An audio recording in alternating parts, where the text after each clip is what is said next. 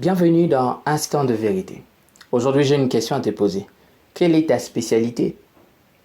Car les hommes te chercheront pour ta particularité, pour ta spécialité. Ce savoir-faire que tu as. Et tu le fais tellement bien. En parcourant les Saintes Écritures, j'ai pris l'exemple de 4 personnes qu'on a cherchées à cause de leur spécialité.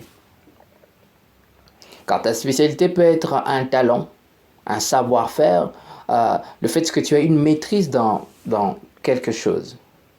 Nous allons découvrir l'exemple de ces 4 personnages bibliques qui vont nous encourager à connaître notre spécialité et à travailler cela, à le perfectionner afin que nous puissions expérimenter ce qu'eux aussi ont expérimenté. Le premier exemple, c'est le roi Salomon, dans 2 Chroniques 9, le premier verset. Il est dit, la reine de Séba a pris la renommée de Salomon et elle vint à Jérusalem pour l'éprouver par des énigmes. Elle avait une suite fort nombreuse et des chameaux portant des aromates, de l'or en grande quantité et des pierres précieuses. Elle se rendit auprès de Salomon et elle lui dit tout ce qu'elle avait dans le cœur. Vous voyez, cet homme de Salomon, sa particularité, c'était sa sagesse.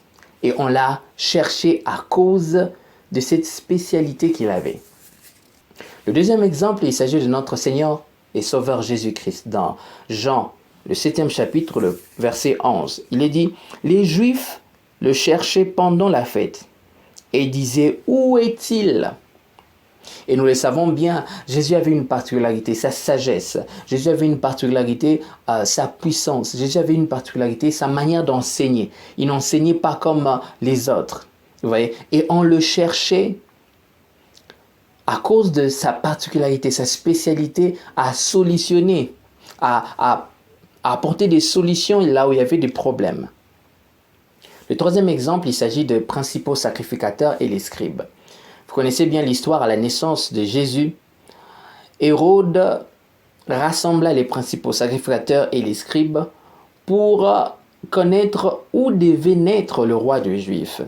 Parce que les sacrificateurs et les scribes, ils avaient une spécialité, c'est la maîtrise de Saintes Écritures. Et on les a cherchés pour cela. Nous lisons cela dans Matthieu, le 2e chapitre, le verset 4. Il est dit, il assembla tous les principaux sacrificateurs et les scribes du peuple et s'informa auprès d'eux où devait naître le Christ. Hérode n'a pas consulté n'importe qui. Il a consulté des personnes qui avaient une maîtrise, ils avaient une spécialité.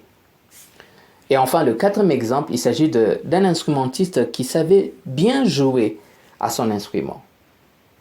Dans 1 Samuel 16, le verset 17, il est dit, Saül répondit à ses serviteurs, trouvez-moi donc un homme qui joue bien et amenez-le-moi. Vous voyez, on a cherché cet homme qui savait bien jouer. À cause de sa spécialité, on l'a cherché. Dans cette émission, j'aimerais que tu puisses noter ces 2 choses. Premièrement, tu dois connaître ta particularité, ta spécialité. En quoi est-ce que tu es fort? Quel est ton talent? Qu'est-ce que tu sais faire facilement, sans beaucoup d'efforts?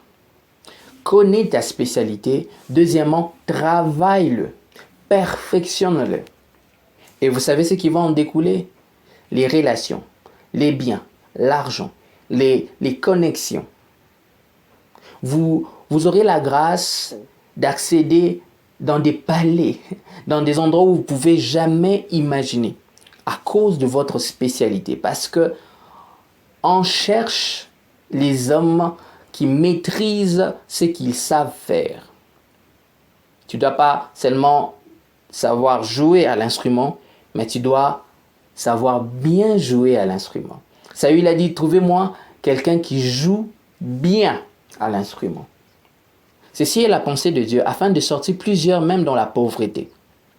Tu as un talent, tu as un savoir-faire, travaille sur ça et tu verras toi-même les portes qui vont s'ouvrir, les richesses que tu vas gagner à cause de ta spécialité.